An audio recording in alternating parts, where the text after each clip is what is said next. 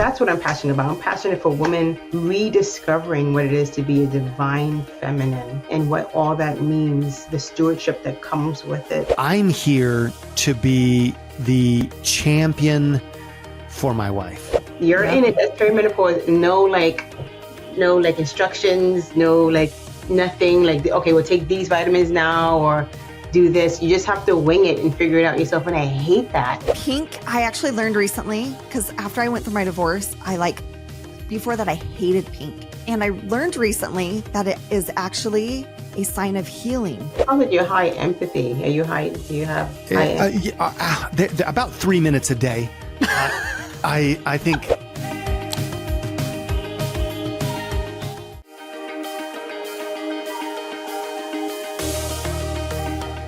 Hi, I'm Stephanie. I'm Seth, and this is The Forever Young Show. The most powerful force in this world is a woman who knows who she is, why she is here, and what she wants to accomplish. And that's where self-care comes in. As a woman, it is my opportunity and my responsibility to take care of me. Self-care for your mind. Self-care for your body. Self-care for your money. Our mission is to serve women as they fulfill their irreplaceable roles in families, society, business, the fabric of humanity. So let's get this show on the road. Avellene Maria Campos is an integrative health and wellness coach, partnering with healthcare practitioners to elevate positive patient outcomes. She works directly with women to help them master lifestyle modifications. Her message to women: no more solo struggles. Maria is a survivor of trafficking, raising 2 babies as a single mother in New York City. And welcome to the Forever Young Show, Avellene. Thank you. It's great being here with you guys. Now that we've already been here jamming for 30 minutes. Yeah. Throwing out some swank. Yeah. All right. So you are a survivor of trafficking. What do people need to know about that dark world? Yeah. So that dark world. It is not always what people think it is. So when you think about trafficking, you think about what they show in the media where, people are kidnapping little girls or little boys and they're trafficking them out to multiple different men or women or whatever, right? And that's not exactly all that it is. It's more than that, right? Mm-hmm. So that happens, but there's another part of it. Another part of it, yes. And interesting, I just discovered this for me. I was going to a meeting. It's called Shield NC. And I went there as a representative from my church just to learn more about, what it was about. I knew it was about trafficking, blah, blah, blah. And I sat there and I was like, that sounds like me. Mm-hmm. I didn't even know. This was maybe 4 years ago. I can't remember. I think it was about 4 years ago I was like, that sounds like me. And I started to go into this, I had PTSD. And then I spoke to one of the ladies that I think this is me. And I started crying, I want to cry thinking about it right now because I went almost 20, 25 years trying to figure out and put a term to what I experienced. I didn't know what it was called. Right. I was like, is this what it is? Is this,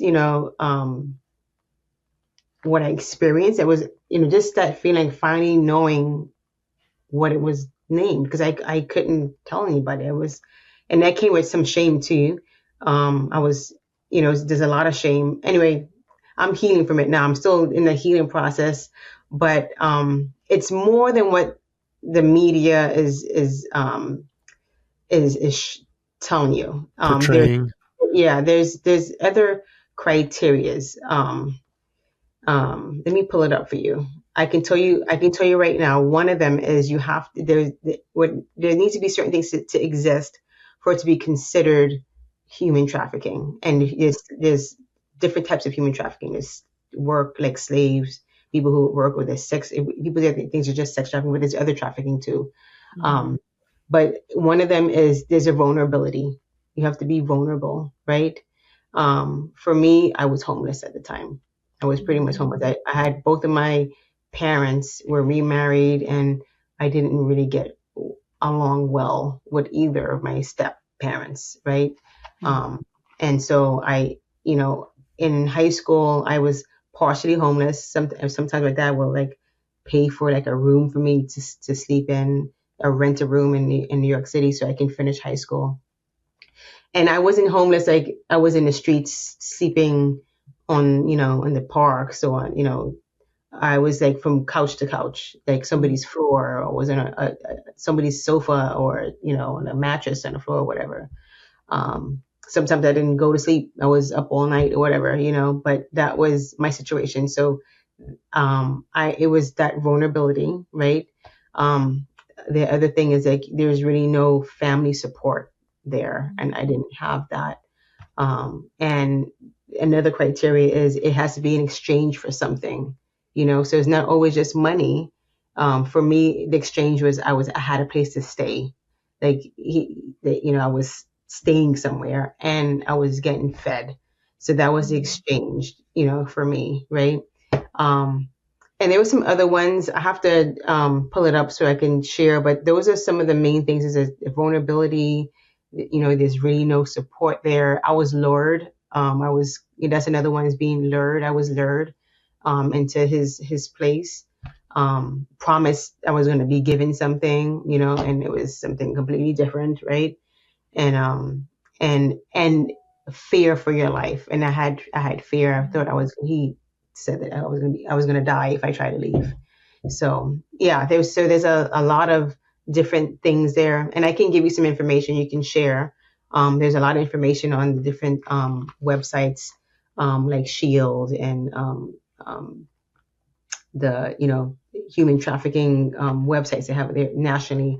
But yeah, and we'll put those, Avellene, we'll put those in the show notes. So if you're listening or watching the show, just drop down into our show notes in whatever platform you're watching or listening, and we will have these resource materials and the links there that you can go to for further reading. But continue on. Thank you. Yeah, for sure. So yeah.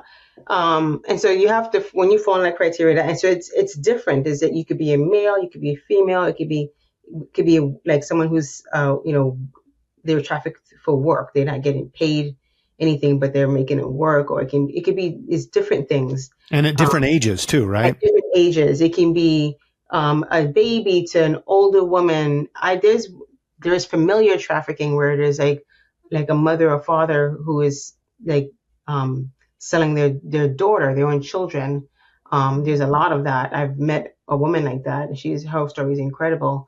But her dad pretty much pimped her out, to all the different doctors and like gynecologists, and he was able to like got her pregnant and was able to take care of it because he was a OBGYN, like things like that.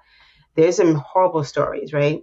So that's my story. I kind of a lot of the women who first experience it, they may experience Stockholm syndrome, which I have. That was my situation in the beginning. I had really, and I didn't even know how to share that. And that just came to me in a YouTube. Oh, that's what that was. It's Stockholm syndrome. Yeah.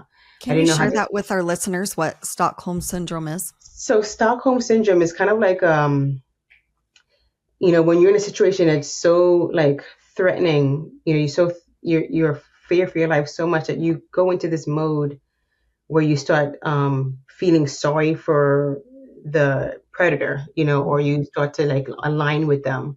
But it's more like a protective mechanism, for you trying to protect yourself. And so you kind of convincing yourself, oh, he's not a bad person. He's just trying to help me. He's just trying to feed me. He's trying to do this. And so you kind of convince yourself. And I remember feeling like that, but I remember also feeling repulse. So there was like both of those pieces of me living in my body. Like I hated him. I like literally loathed, and he was repulsive. But at the same time, I'm over here defending him, with, friends and hiding what was happening to me, because there was some shame there too. Like, I'm a street smart kid. How could I get, caught up in this crap? Right. You know what I mean? Yeah. So that's kind of Stockholm syndrome. It's just and a lot of women they snap out of it sometimes, and sometimes they don't.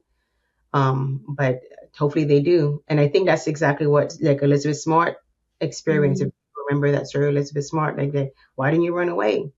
Why didn't you just leave? You had time, and that was my situation. Same thing. And I really, really connected with her story, But yeah. I don't know if that makes sense, but oh yeah, it definitely does. I'm so sorry that you've had to experience that.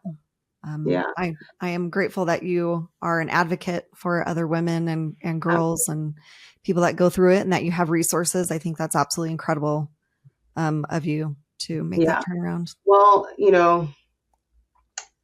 I think for me, I think this is why I'm such a spiritual person, because I'm supposed to be dead, really. The stuff that I've experienced and went through, I shouldn't be sitting here.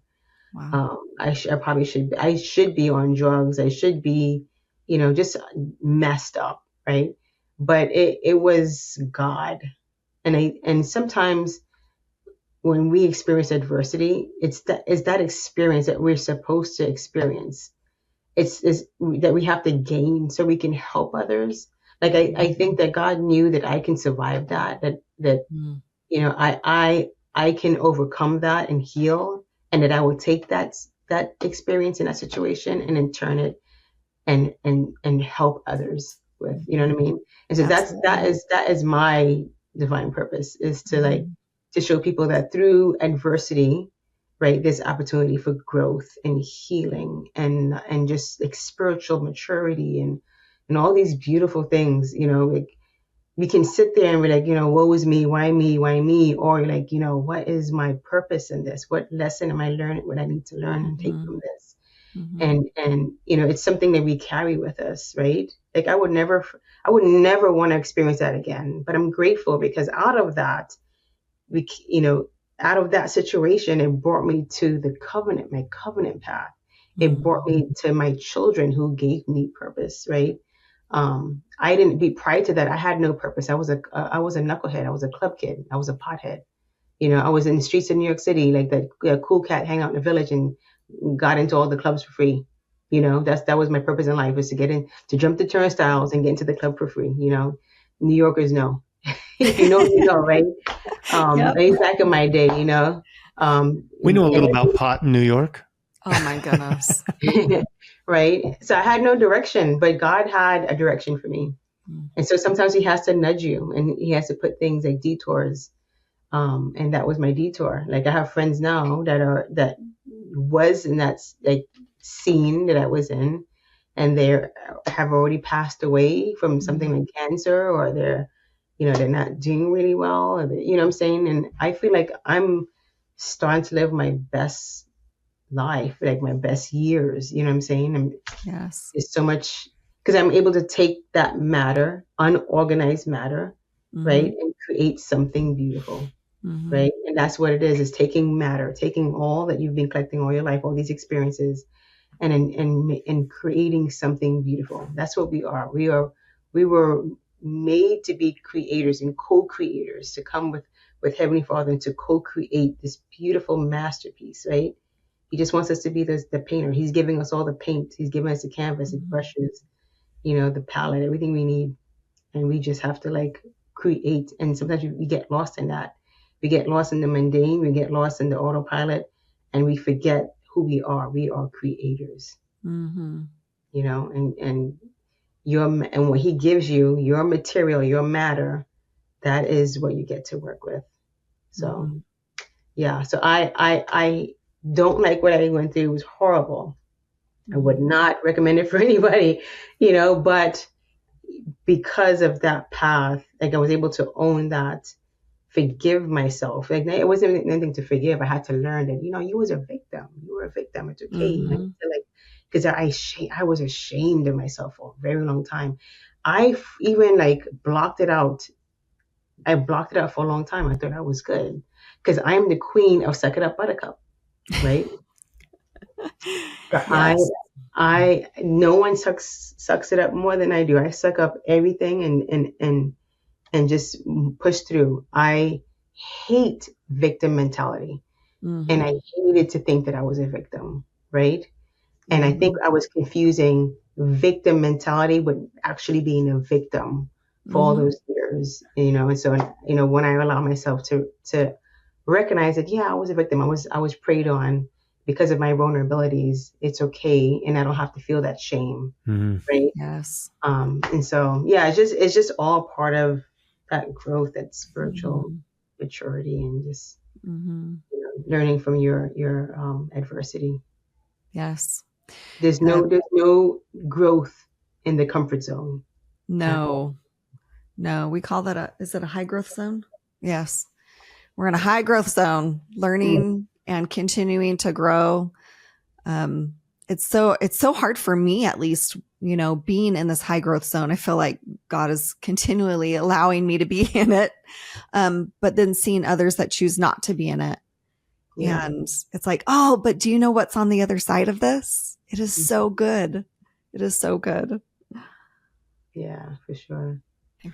Whew. We could talk for like 3 more hours, but only 3. Lifetime. I think we're going to be long-term friends, Avellene. Yes. For sure. Yeah.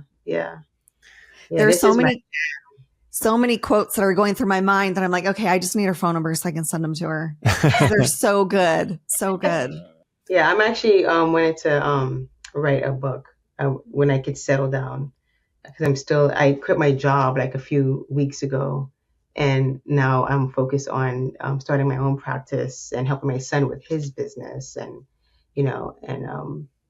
one of the things I want to write is the book is called Organizing Matter, right? Ooh. It's all about, like what I was explaining about those experiences, and, yonder is unorganized matter, right? So taking it and creating something. And that's one of the things that's in the works. I love it. I'll read it. Gave me chills when you said the title. I think it's going to be absolutely incredible.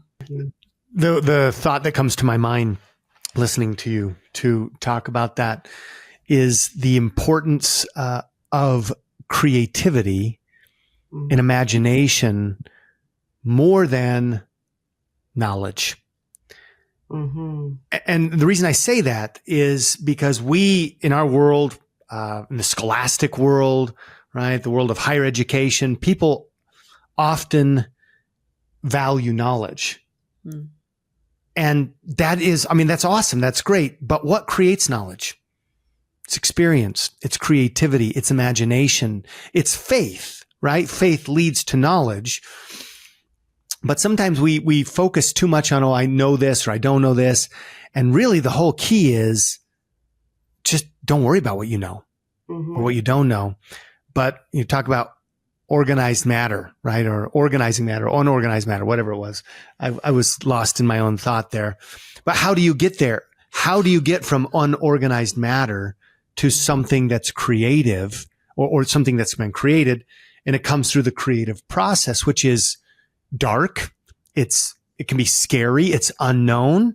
And we don't approach that as much with our knowledge, but with imagination, right? And imagination is the most powerful creative force known to men and women, right? To civilization. So imagination and inspiration, yes. We are inspired by God. God puts those vision. He puts the vision in your mind, and you get to be creative with that matter, right? That energy, that matter, you get to be, he's like, okay, here.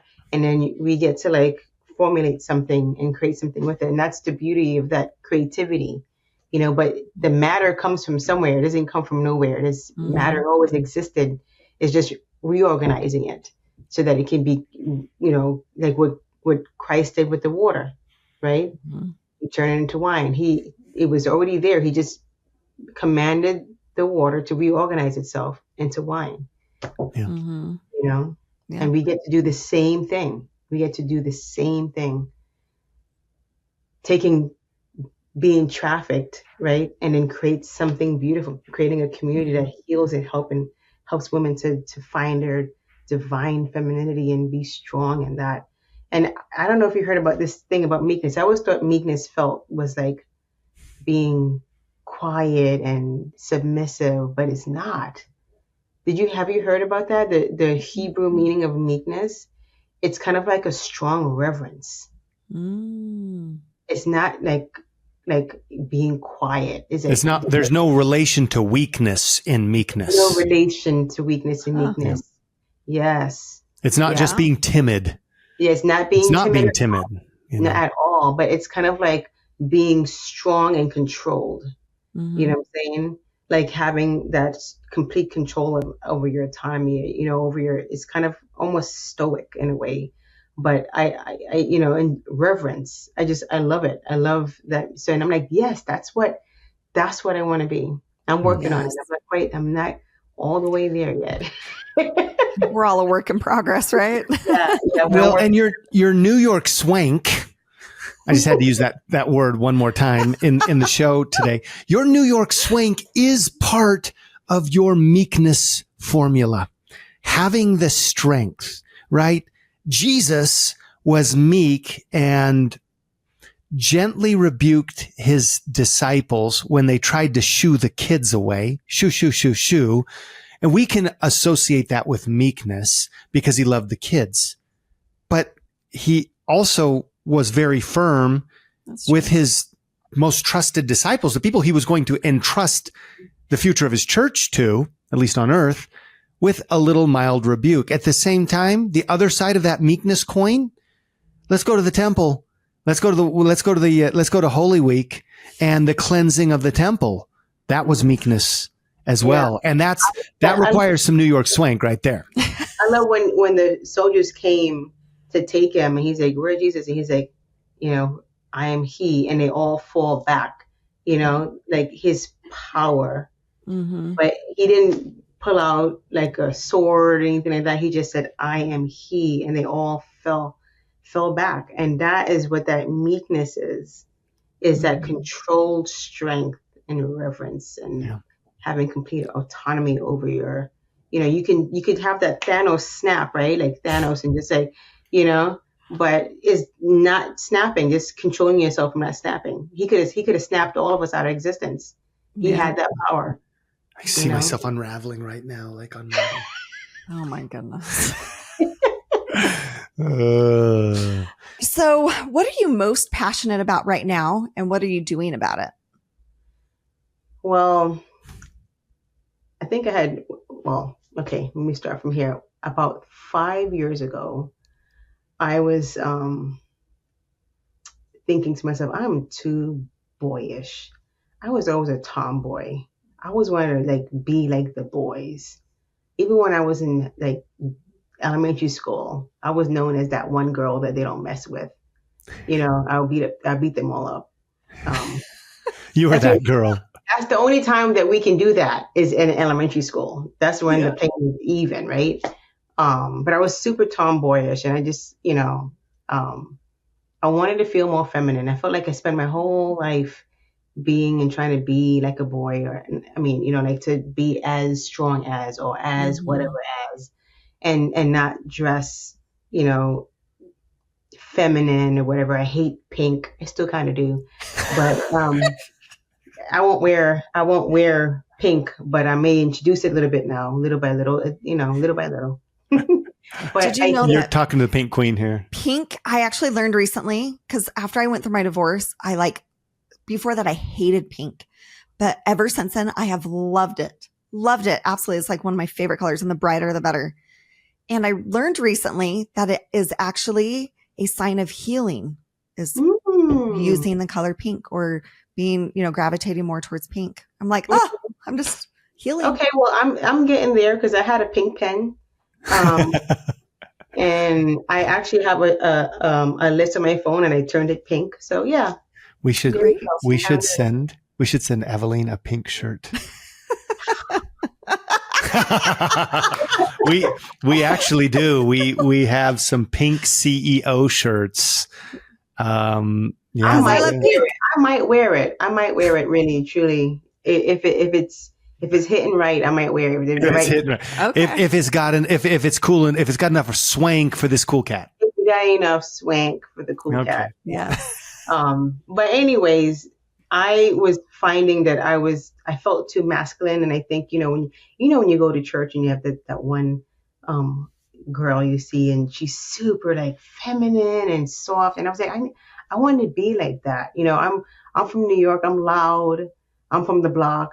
I'm from, Brooklyn and the Bronx. And Survivor. Well, you got to be that way. You can't be soft. it's just really hardcore. And then plus being from the Caribbean, we just loud people.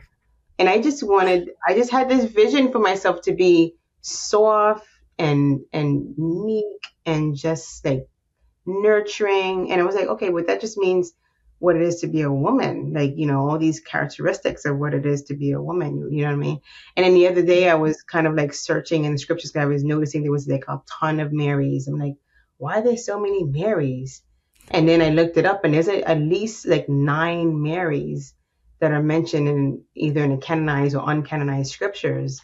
And I looked up each of those Marys, and they all had a different characteristic of what a woman, I think what Heavenly Father wanted us to be as women. Like all these, they all were a champion for this one virtue. And I just, and so I think for the past few years, what I've been passionate about is rediscovering what it is to be a divine feminine, and what all that means, what the stewardship that comes with it, and exactly what Heavenly Father had, and it's in the scriptures, what he had in mind when he created us, and what we were, destined, or not destined, but what was our divine purpose for each of us as that. And I think it's powerful. I think it's a powerful thing, but I think the opposition is constantly, either trying to redefine what it is to be a woman, or erase us altogether, right?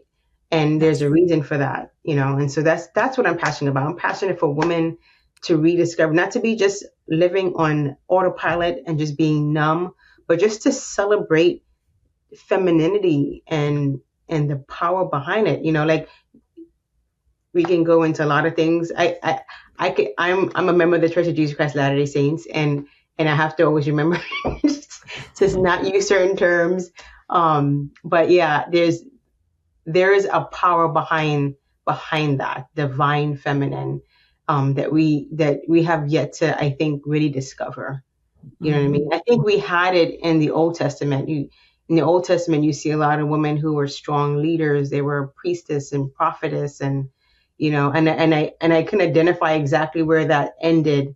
And it was around the time of Esther and Vashti, when she was banished because her husband and all his friends, his dudes, were all drunk and wanted her to come and just show off. He just wanted to show off his trophy wife, and she wasn't having it because it was girls' night, right? She wasn't having it, and then so they were all drunk, and they were like, okay, now all women, because of Vashti, we had to banish her, and all women, they have to listen to what we say, and they got to do what we tell them to do, blah blah blah. And that's when we lost our autonomy at that point. I believe we started to erode from that point.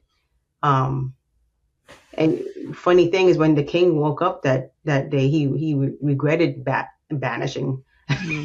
Oh yeah. He probably felt that eternal consequence that he just created. Yeah. I think that has been my journey. And whenever you're on a journey, you kind of like want to bring everybody along with you. Yes. That's kind of like my focus. Like my focus is, kind of taking back what that is, the definition that God gave us, of what we are, our role and our stewardship, and just owning it, understanding it, and acting on it. Right. Absolutely. Yeah. I feel like there's been a big awakening for women, realizing, like, what am I trying to say here? Just that we are so much more than just a mom or just a wife. Those are just beautiful. A mom. Motherhood. Yes. There's no just a mom. Motherhood is one of the most important titles on this planet, probably in the universe. We get to co-create, and we are portals to celestial beings to come through. You cannot just that title. It's just that bothers me, Yes. But that's again like trying to erase and to make it seem like that's not important. It's the most important. Yes. Well, it's so important that I believe that Satan is trying to get men to want to do that. Yeah. Because it is so important, that it is a beautiful gift that Heavenly Father has given to women. And that's, men want it. They can't go. Good luck with that. I don't care. If they want it good, then it should come with everything else. It should come with the monthly cramps. It should come with the labor, all of it. After they feel a little bit of it, they see how much they want it, though. Yeah, it's so true. Well, and something else that I've discovered in the last few years is that women, their hormones cycle, it's a 28-day or a monthly cycle, whereas men, it's 24 hours. And it's like, well, no wonder we're so different. That alone, the way our hormones work and fluctuate and all of that, it even affects the way we eat. It affects the way we sleep. It affects the way we should be working out, depending on where you're at in that monthly cycle should be different. Whereas a man can just go and work out hard every day.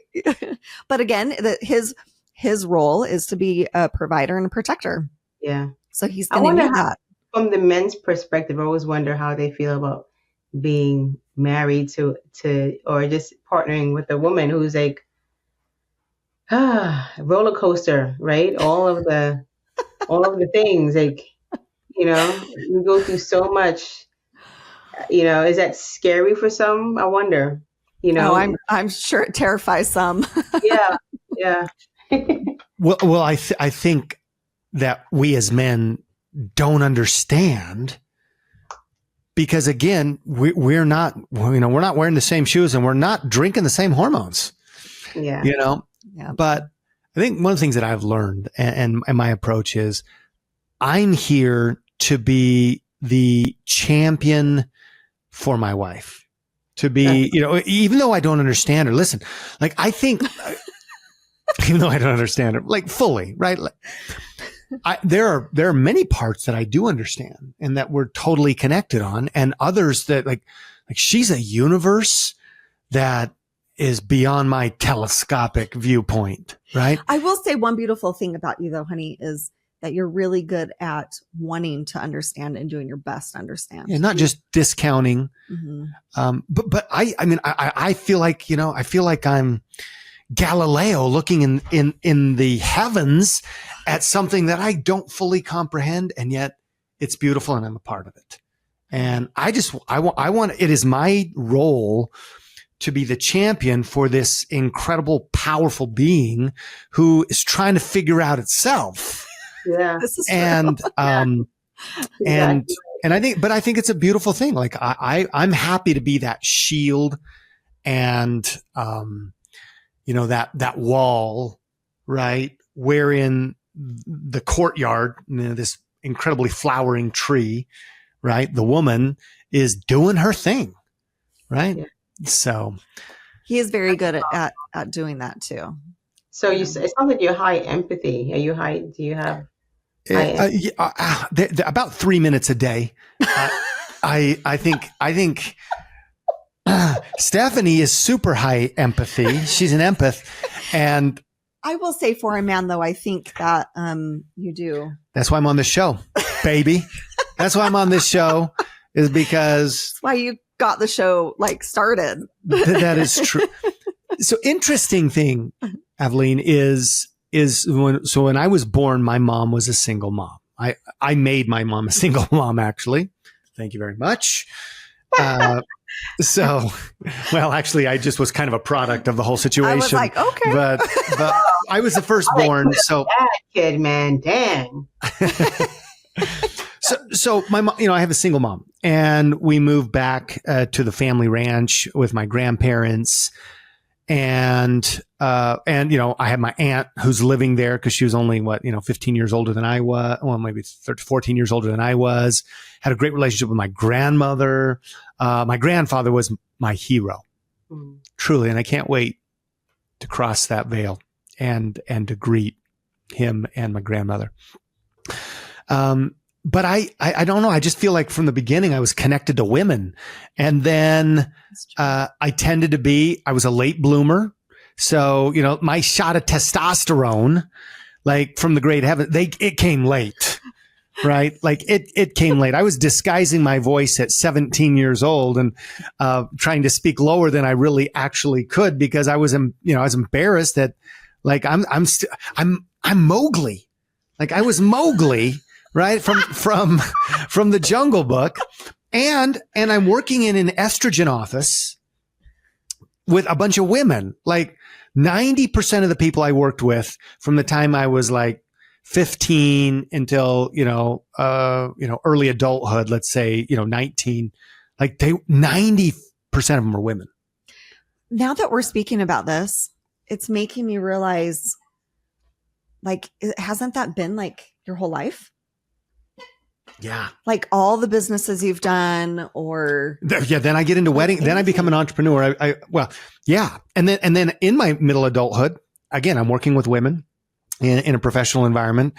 And then as an entrepreneur, start a business in the wedding dress field, not because of me, but because of my partners, a husband and wife, and they were wedding dress experts. And, here we are doing that. And then in the health field, for the last 20 some odd years, many of my mentors have been women, and many of the people that we mentor and coach are women. So yeah, I honestly, I would say that although I really, I do have testosterone now. Oh, he totally does. We just had my blood work done, with our naturopath doctor, and my tea is good. There is like a certain man. I'm married to one of them too, right? Like, he is so like in tune with my needs. He's like high empathy. Like, he actually took the Gallup Strength Finders test, and I think empathy was like his number 2, either 1 or 2, and mine's was like 11, even higher than me, right? But he's like so full of testosterone at the same time, but he can be so like kind and gentle and in tune and like high empathy, like really tuned in. And it's like, how do you do that? How is like that unicorn? You don't, it's either men really don't fall in those two categories together in a homogenous way like that often, right? And I just feel like I'm so blessed, that I'm able to be married to someone like that, that softens me. I think it's because of him. When you find your equal, when you find that person who is like your person, they balance everything out for you. I felt like so heavily like masculine because he's so full of testosterone. He brings out that estrogen, right? Yes. The little bit that I have right now. I'm so from the perimenopause, waxing and waning. But yeah, he definitely did that for me. When that person comes in and inspire you to be the best you, that's when you know you're with the right person, right? That's your person for sure. Definitely. I've been diving into some of the feminine masculine energy and how it can be very healing to find somebody who is comfortable and safe in their masculine and that allows you to be in your feminine. It's such a beautiful process. It's wonderful. Sure. Well, so since we were talking about it, that actually made me think of, like, this is one of your purposes in life is to champion women, and God set you up for that. Like all of your experiences throughout your life has helped, set you up for that and create who you are so that you can do that in such a powerful way to help support and champion women, not just your wife, but I'm getting a little emotional right now. Yeah. Thank you. The thought that came to my mind although I've worked with women pretty much my whole career. I mean, like literally almost all my life. And I said, obviously we all work with, no, but that's what I've done. I've been around them. And I think it gives me some appreciation, maybe some empathy. And at the same time, it hasn't made me a woman. Right. Which is important. Like my role, I'm a man. And one of the reasons I can champion a woman different than I can be a champion for women, is because I'm not a woman, right? Because I'm an advocate on the other side of I'm going to, give an image, the yin yang symbol, right? Two separate parts, two separate halves that are actually beautifully encroaching. I don't say that in a bad term, on the other half, right? If the teardrop shape of each side, and then which also have two dots on opposite sides within. They're like, it's complete integration. Yeah. Like I'm that other half, but that has spent a lot of time associating and being taught, like literally just schooled.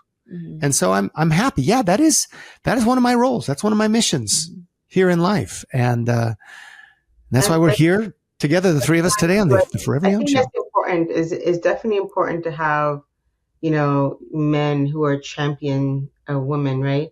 But I think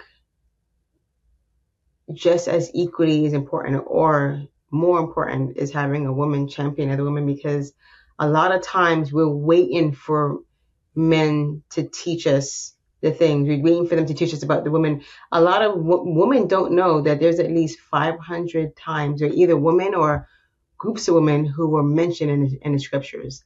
Because, we're always learning, only in the New Testament alone, 500 women or groups of women as mentioned in the scriptures.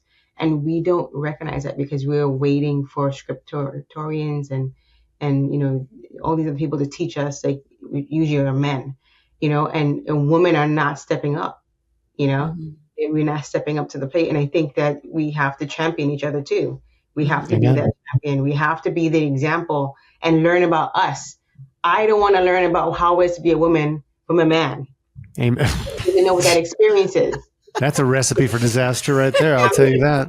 We've seen it. We've seen it on social media happening right now.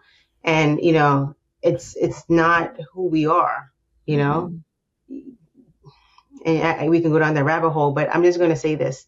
I think the perfect examples of who we are and what we were designed to be are taught in the scriptures by the women who paved the way for us through through the Bible, even in other, canonized scriptures that we have in the Torah and in the Quran and the Book of Mormon. You're going to find, women there who have paved the way, for us. And we have to learn how to focus on those things.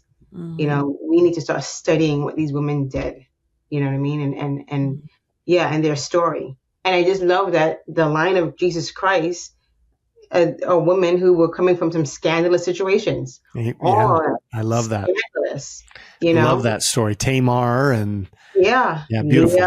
The unloved wife, poor her. She wasn't the one he chose. He got the other chick. He wanted Rebecca. Was it Rebecca or Rachel? I always get those two confused. But he didn't want Leah. He wanted the younger sister, but she was the unloved wife, right? Even from Lot's daughters, that's a scandal, The Moabites came from that, Yeah. I mean, there's like so many, but we need to learn how to read those stories and liken it onto ourselves and pull strength from it. In my story, Mary, I resonate with her a lot. Which Mary? Mary, the mother of Jesus. Okay. Because when I hear the story about her being ostracized for being pregnant outside of a marriage, right? And I could just imagine how people were like ridiculing her. She could have been stoned to death. Joseph could have he could have stoned her. He could have had her stoned, and it would have been in the law to do it, right? And just feeling that kind of shame. And I remember when I was, just got pregnant, and the shame that I felt. It was hard because I was in my mid to early 20s but I looked like I was 13 or 14. So imagine like me pushing a double stroller with these two young babies, just struggling. I mean, trying to keep it together, looking like I'm 13 years old, 13, Wow. 14, really young. And just imagine how I was treated. Even the nurses, when I was having my first daughter, like they were ridiculing me in my face while I'm in labor, like in Brooklyn. It's New York, right? And so that's why I feel like that shame that society, like especially with women, is women that doing that, shaming me, right? We break each other down. It's so horrible. We should be lifting each other up, but even nurses here, and so in that situation, there's so much shame. And so I just kind of really resonated so much with the story of Mary, you know, because I'm just imagining, just out of back then having been pregnant and you're not married yet. And, and she's supposed to even wait after a year after they got betrothed, before he knew her as his wife, but then she's pregnant, and so I just, that story really, really, I mean, there's so many more, even like Mary Magdalene. I mean, there's so many. But yeah, you definitely look into the Marys. Look up the Marys and then read about each of them and their stories. And then you will find so many values and things that you can pull. I'm like, yes, this is what it means to be a woman. This Absolutely. is what it is. Even there's experiences. We all went through it. We all went through those experiences. We all, Time for your review on the book. Well, I mean, there's a handful of really, really great books. Have you read God Comes to Women? Mm-mm. That one, it is so powerful. It's on Amazon, Cedar Fort Publishing. Those are the two places I've purchased it, given them away. God Comes to Women. Yes, it's absolutely beautiful. And then Eve and the Choice Made in Eden is so empowering. Both of them are empowering and champion of women's and how God loves and cherishes women. Yeah. It was life-changing to read those books for me. Yeah. They were absolutely incredible. But something that kept coming to mind is a quote, and I don't remember it word for word, but essentially going along the lines of how women shouldn't be tearing down other women. They should be helping each other and supporting each other and encouraging them. Oh shoot, what is that? Shaming, especially the shaming. Yes. The comparing. It's just, it's horrible. Exactly. The comparing or thinking that, there's not enough to go around. So you have to put somebody else down so that you can, have that or whatever it is. No, there's an abundance of everything for all of us, and we can help each other and have more by doing that. Helping each other and championing each other. But it's, shoot, I'm trying to remember the beginning of it. Something about, not telling the world that, another woman's crown is crooked, just fixing it, fixing her crown instead of telling the world it's crooked. That's what it is. Absolutely. And I'm just like, oh, yes. Yeah. It's just, beautiful. That is the autopilot that we're on. We have been programmed to judge, not discern, because judgment and discernment are two different things. We often confuse it. Yes. Right. What we do a lot is judge. We look at other people. We look at their clothing. We look at how they talk, the way they carry themselves, and we don't know their story. We don't know their story. We don't know, where they came from, what their experiences are, and where they're headed to. What are they in the process of building and creating? You know what I mean? Like Absolutely. you don't know who you are messing with. Right. You don't. Absolutely. So be careful. Like we were doing, we do like a free Zumba class, for the community in our church building. And so we have like, the majority of people who come are not members of our faith. But they're all sisters and we love each other. And, one lady came for the first time and her shoe was untied. And I immediately just went down and tied her shoe without asking her, because she's my sister. She's my sister, and it was my small gesture showing how much I appreciate her being there with us. Little things like that, finding opportunities of service, small acts of service to show how much we love and appreciate each other. It's contagious. It spreads when we do it. It's infectious. And so we need to do more of that. Loving, intentionally loving, like going out your door and specifically looking for ways to lift someone. You know what I mean? When you're standing in a line at Walmart, get the longest line and make some friends.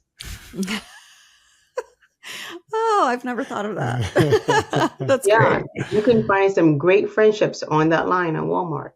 I do. I usually make friends with the cashiers, asking them how their day is, or and make sure I use their name if I can see their name tag. And I do the same. It's almost sad to me because so many times it's like, oh, like she addressed me by my name, or she's actually genuinely, like wants to have this conversation and is curious about my name. Yeah. I love it, but it's sad, because it doesn't happen as much. I mean, that's it. It's super important to brighten their day because, most of them hate their job. I know they hate their job, right? But you spending most of your time standing in that long line, there are people, you're missing out on opportunities to really get to know somebody because you have the time. And Walmart is that place because there's always on Saturday where there's only 2 cashiers open. And the line is going down to all the way to the back where the media stuff is. And so, you have time. Yes. Make some best friends. Definitely. No, I that's awesome. And I've been, ever since I spoke to you, how when you for a long time I wanted a Prius. I just love those Priuses. They look like little crickets. I just wanted one. And then every time I drive somewhere, I see it. I see 1,000 of them everywhere, all different colors, right? So the last time we spoke about the was it LP1? GLP-1? GLP-1, the GLP-1. I am reading and seeing it popping up everywhere. Like, this thing is really, because I always kind of associated it with the similar glutides, the drugs, the Wegovy, the Ozempic, Tirzepatide, all those things, because Mounjaro. I've had clients. I had a client, I was using it, while she was coaching, and I don't think she was really ready to make those shifts, and so she was focusing and hoping that those shots would work for her, and they really didn't. She didn't make any, and she was on it. She was on the semaglutide. She was taking the shots every Tuesday, and I think she lost a few pounds, and then she just stagnated and didn't go anywhere. And sometimes she went back up. So they're not super effective for everybody.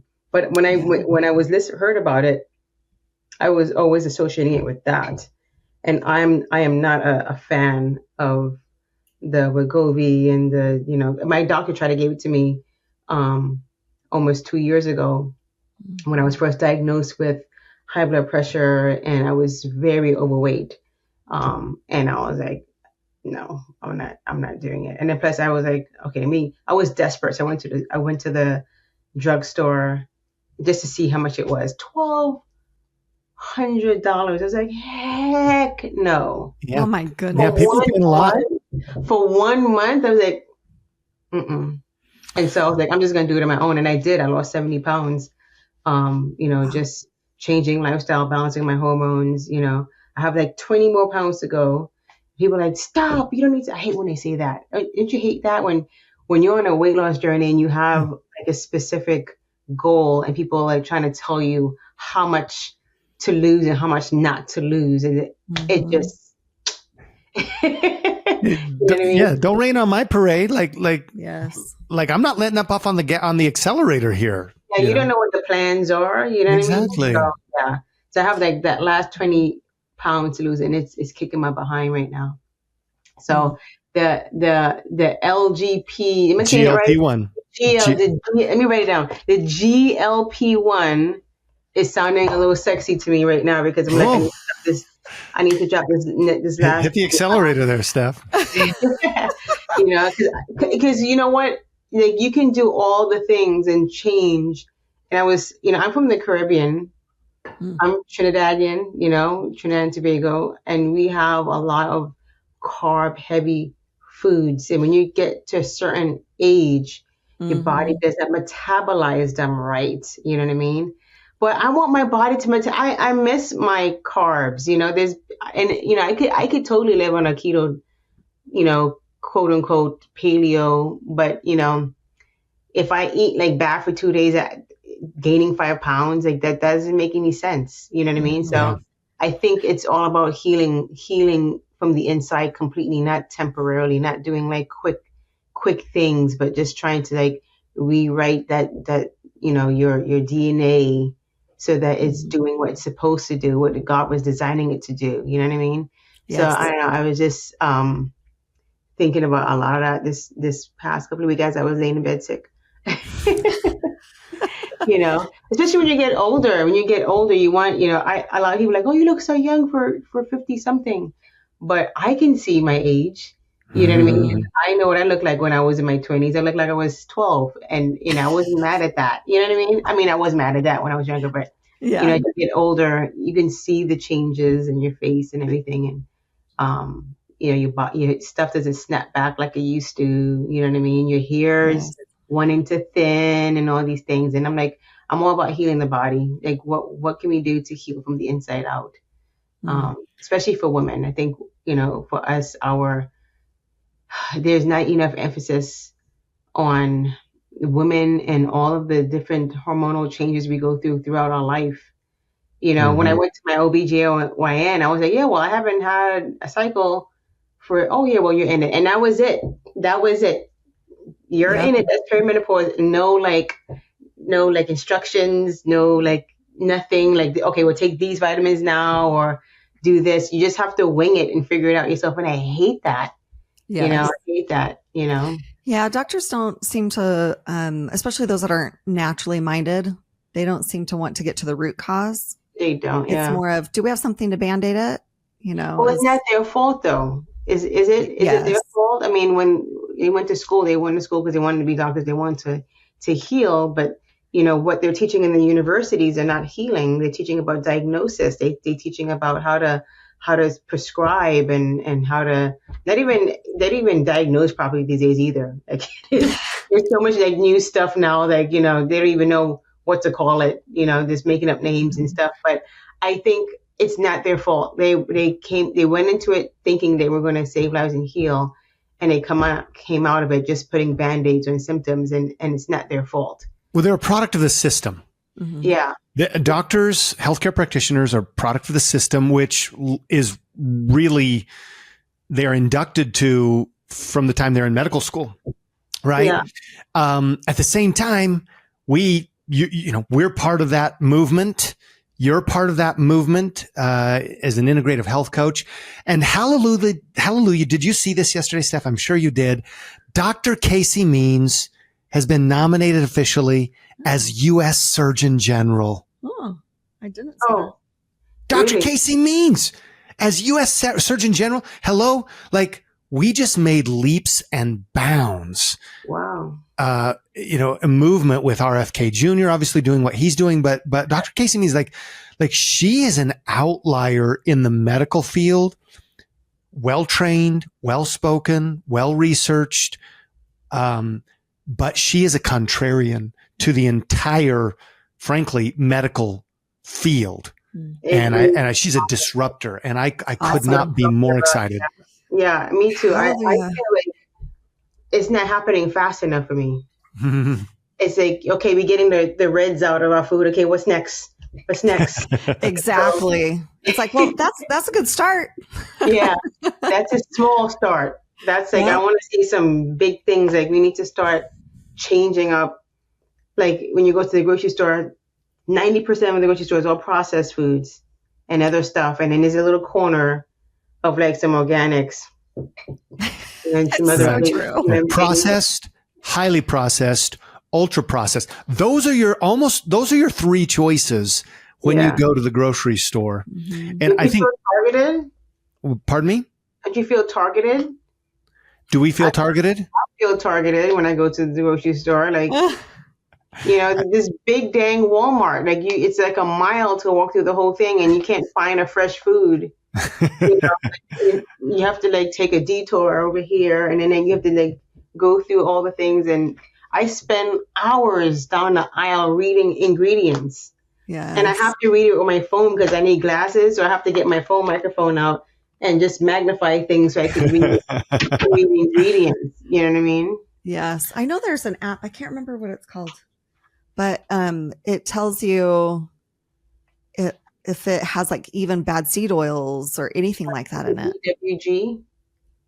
No. I don't remember. No, what is it? I think I had the app on my other phone. Whoever's listening to this right now, send us an email, DM us right now. Let us know what we're missing. This is a community, the Forever Young Show. I think it was Cammie and Jessica. So we'll have to reach out to them and ask them again so I can download There's it. a couple of apps that are like that. You can it will tell you what's clean and what's not clean. Mm-hmm. I just, my other phone have it. This one does not.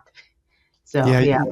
One of the most important things you can do, one of the most important things you can do is eat as many foods as you possibly can that don't have an ingredient list.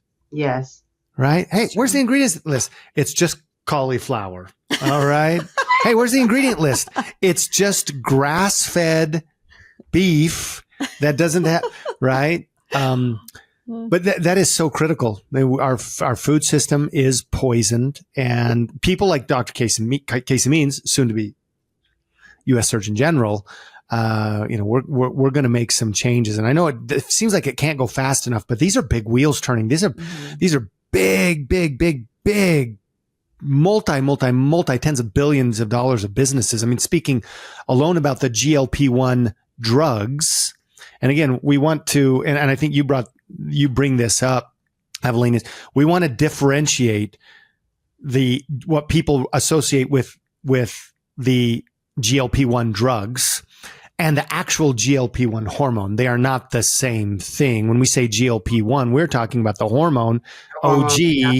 Adam and Eve had it in the Garden of Eden, versus the GLP-1 mimicking drugs.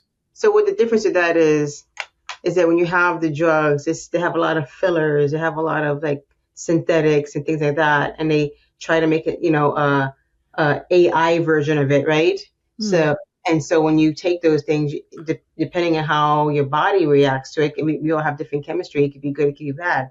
Whereas the other one is natural. Our body could metabolize. The body anticipates it. The body wants it. It's expecting it recognizes it. It understands the code.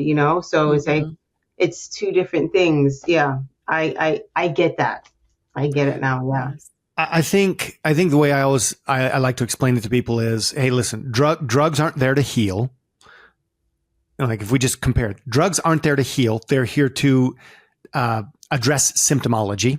Mm-hmm. The body is designed to heal. Mm-hmm. Right? The body's natural systems. That's its job. Exactly. It's in the code. Drugs are synthetic. Right. And ideally temporary, right? Whereas our body's processes are natural. Yeah. Drugs almost invariably have unwanted, unintended, and sometimes very, very serious side effects. Yeah. The body system isn't designed. It's the loops and the systems are all integrated.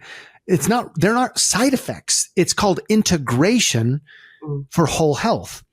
And then let's give the creator the props here though. Like Heavenly Father in all his wisdom created our bodies, and we spend too much time just focusing on one part of the body, like the physical, but we're multidimensional beings. We are physical, we're spiritual, we're emotional. Yeah. All these things. And so you have to, when you're healing, you have to heal all the parts together. Mm-hmm. And that's what's broken in the system is we focus on one part here, one part there, one part there. Everything has to, it's integrated. It has to be integrated. That's why I do integrative coaching. That's it right there. It's the whole holistic being that needs to be healed. I, since being on this health journey and really getting to the root of things, I found that it's been amazing to find a biodentist who is the same way. She's like, I want to hear everything. At the beginning, I want to know about trauma. I want to anything. Mm-hmm. And then also a hormone specialist that I see, she's the same way. She's like, okay, I can tell you're getting sick. What happened, the other day or something like that. She's very much into, having those all connected and addressing them all together. Absolutely. Instead of just, oh, well, you're sick. Well, why don't you go take some vitamin C? It's like, okay, yeah. But there's a pattern, Stephanie. I think for you, it's emotionally. So what happened? I actually went to this functional medicine doctor for my high blood pressure because I was doing all the things, I lost a lot of weight, eating right, all this stuff. And she's like, I can't help you. She's like, you need to see a psychotherapist.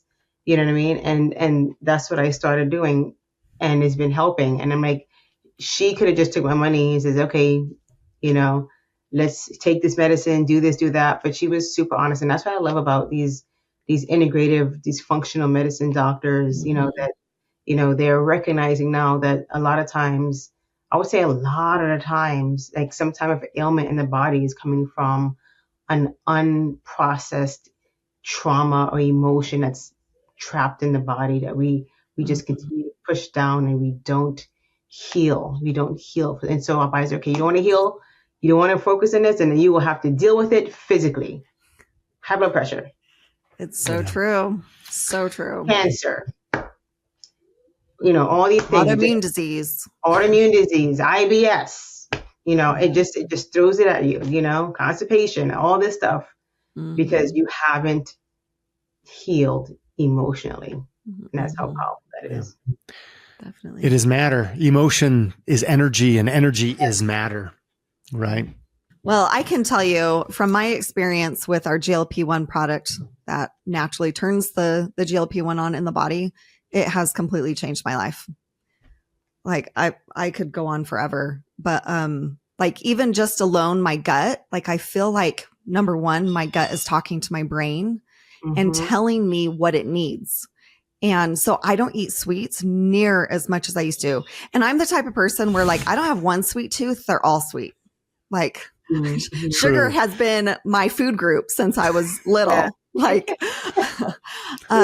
so that's been huge. I still enjoy chocolate. I still enjoy cheesecake and things like that. I just don't eat as much, or as often.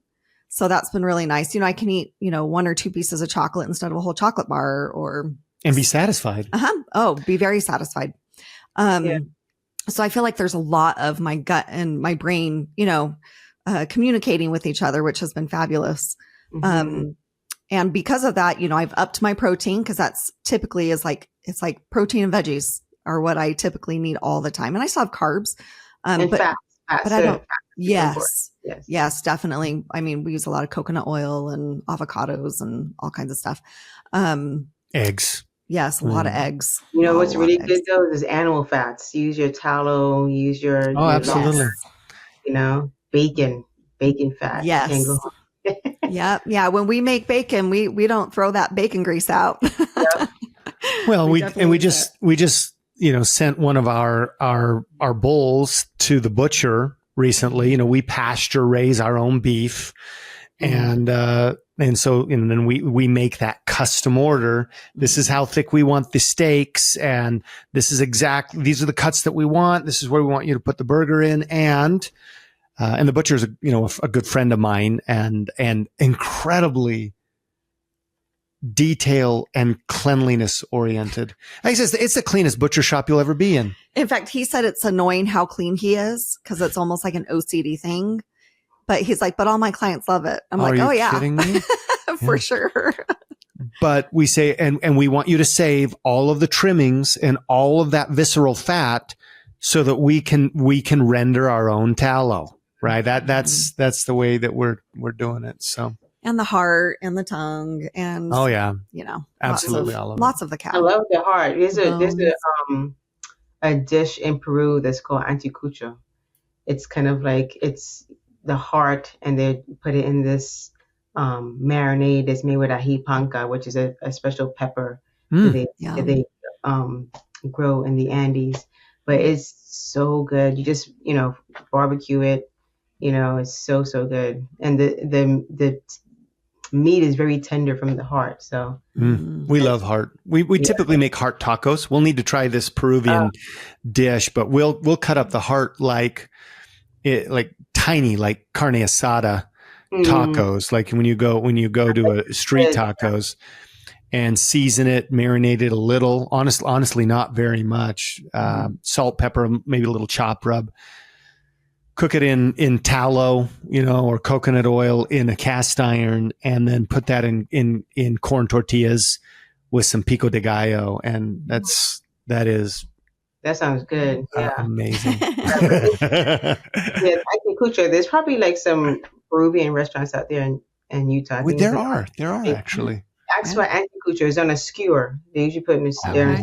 Yeah, so it's kind of like a shish kebab. It's kind of like shish kebab. Oh, you said that's very nostalgic for me. You sure you don't want to go to dinner tonight? Find a Peruvian joint.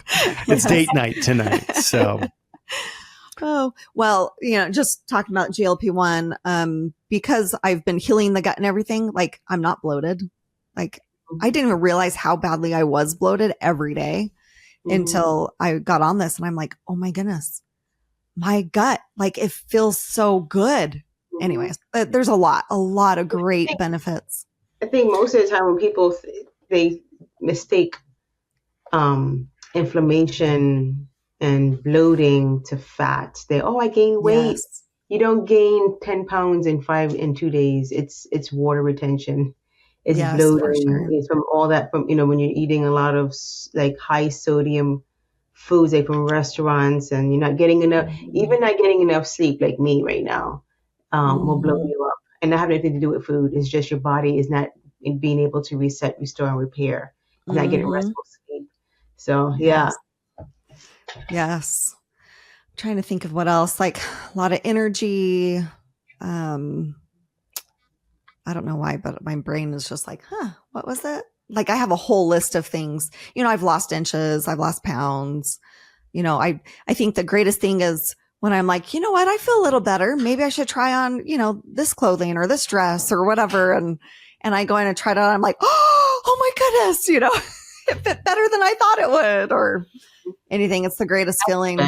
Yeah. Yeah. And because of all of this, I've been able to work out more than I have in a very long time. So yeah. When you could drop that weight and you're feeling better, you can do amazing things. Like I started jogging for the first time this week. My son, I always wanted to jog, and I never could. I always felt like, dang, I'm always so slow. Or I have to stop. But I was able to jog my whole neighborhood, 30 minutes straight jogging. Wow. I usually ruck. I've been rucking. Get like weighted vests, or like I have a rucksack and a weighted vest, and I just we've done up to 6 miles rucking in the heat. But I love it. It's awesome. So I've heard that because I've seen a lot of weighted vests, and I'm like, oh, I really need to get one. That's like my next item that I want to get. And I've heard that you should take your weight and do, what is it, like 11% of your weight. 11. Okay. Starting at 11% of your weight. Yeah. Yes. Okay. Yeah. So awesome. I do above mine. I just like the challenge. So I do 20 pounds. So I do 15 to 20 pounds of weights. So I get some weighted plates to put in my rucksack. And I have, if you're going to get a weighted vest, you should get one that is adjustable. Because there's some that you could take out some weights or add some weights in there. Yeah. And there's a ton of them. I looked on Amazon, I saw a bunch of them, and they didn't fit the bill for me, but I went to Dick's the other day, and they had like the perfect rucksack, and I thought it was good for women, especially because we kind of have like this chest in the front, you want something that's really comfortable.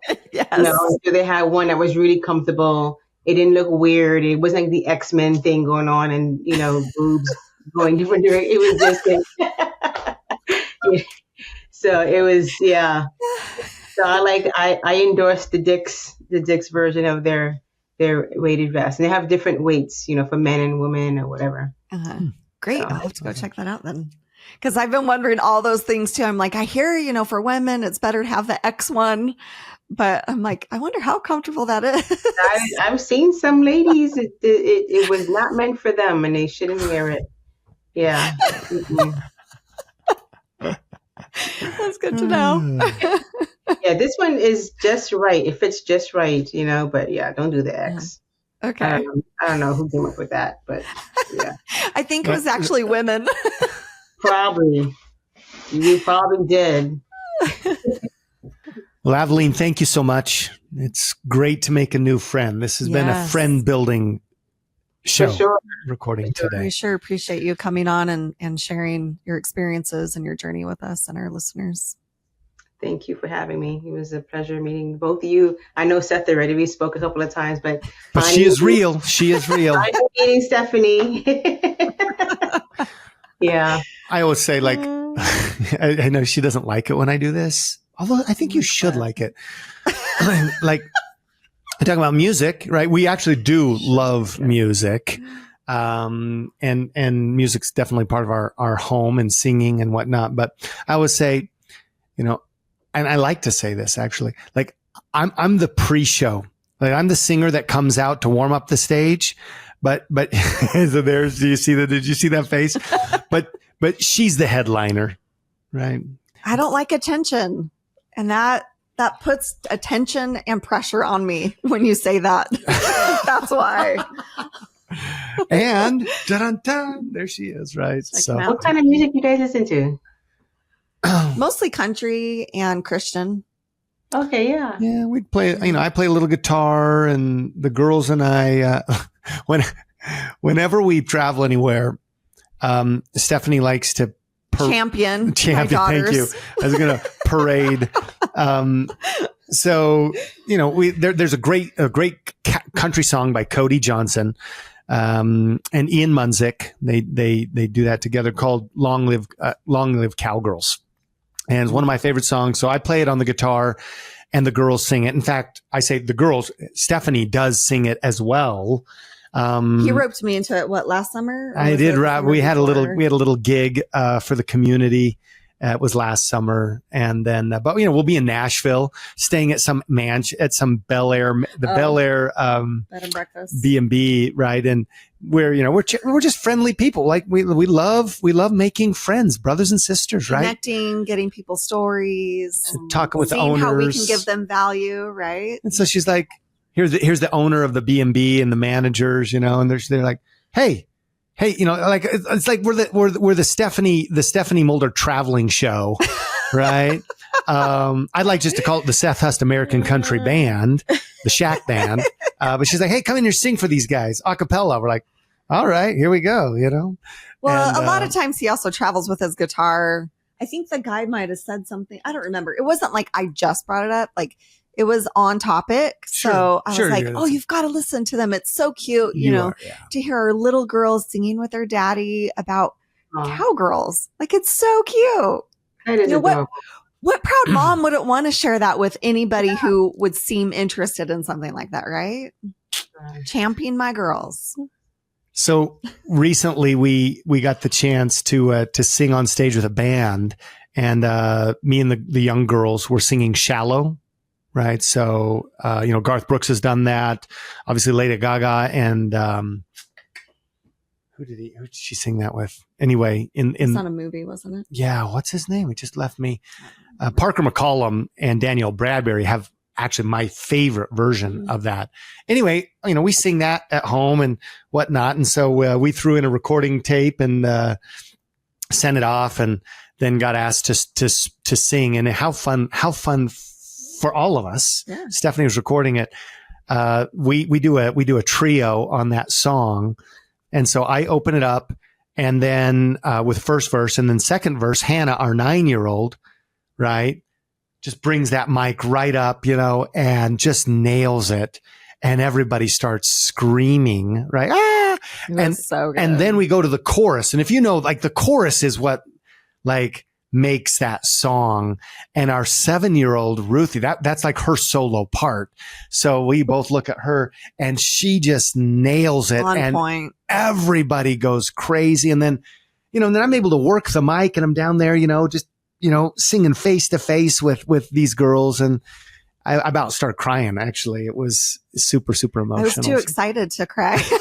Everyone's like, if I was the mom, I'd be bawling in tears. I'm like, I couldn't. I was so proud and so excited that I was like, yeah. So I would have been bawling. Yeah. I guess another thing what happens when you start getting older is that I could never cry ever. You couldn't get me to cry for nothing. That was so hard. When you've gone so long holding in and just blocking and pushing things down and covering pain, you don't know how to cry. It doesn't feel safe to cry. Yeah. And now, so that's what started to heal a few years, like maybe 5 years ago. I think, I don't know, I'm at that age where I don't even know how far back things go anymore.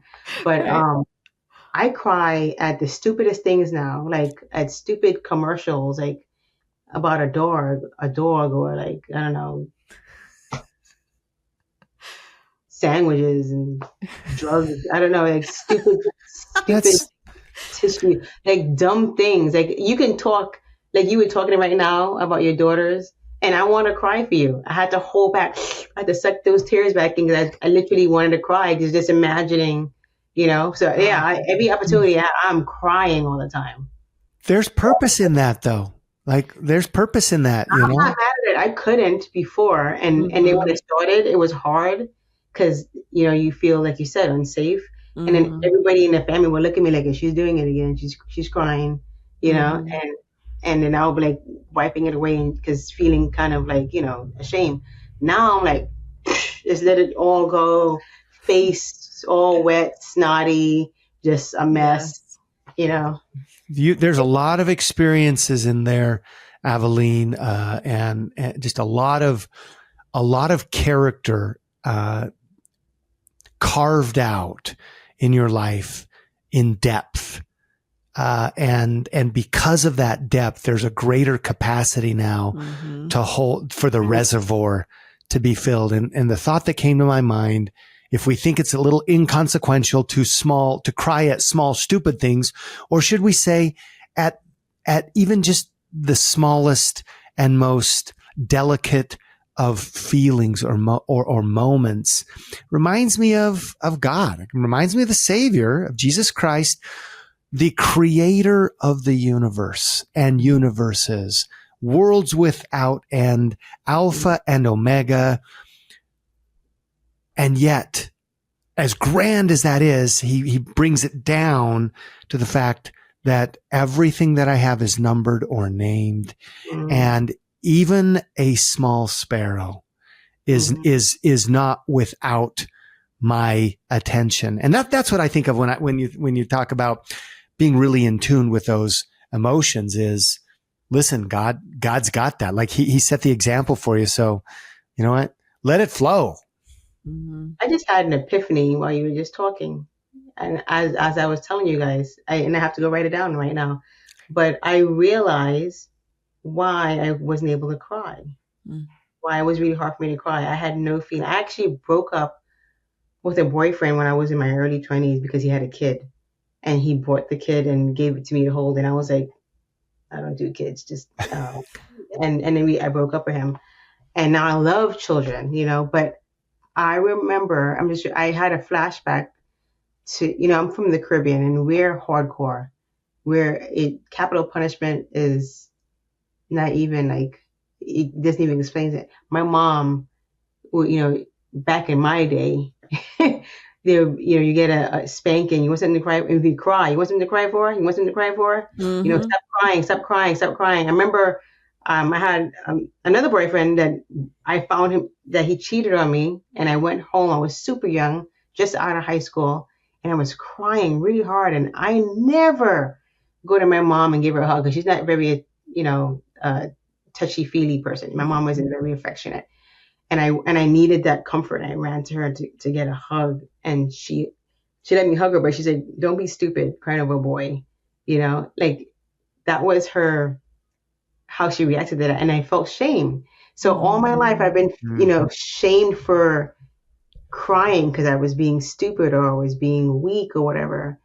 And oh my gosh, crying is so healing. It's so healing and releasing, and it's so powerful and allow you to feel like, the emotion, I just thank you for helping me to get that. As you're talking, it just came to me like, oh, that's what happened. That's why. Like, I remember I used to go to church and everybody's crying and they're feeling, I'm like, I don't feel the spirit like that. Why can't I cry? Now, Bring the Kleenex. Making up for lost time. Yes, I feel like there's a maturity in there too. You know, allowing yourself to cry when you feel it. Like God gave us our emotions as a gift. Yes. And when we allow those to be expressed, even crying, then we're honoring those gifts that he gave us. Absolutely. And women are shamed too much for crying. Yes. You know, we are shamed too emotional. Yeah, too emotional. Be in your emotions. Emotions are a gift. They're a gift. You know, and so we need to take those terms and reorganize them because they're not right. You know, they're not right. We need to start loving each other. Yeah. And cut. It's a wrap. Thank you so much for being here today. And thank you for sharing this episode with that one friend who needs this conversation. Thank you for all the ratings, the reviews, the comments, and especially the support. We so appreciate you. Now, if you want to take a peek behind the curtain and be the first to know about special previews, backstage updates here at the show, and especially some private collection content that doesn't come out in the regular show, be sure to join our VIP community at theforeveryoungshow.com.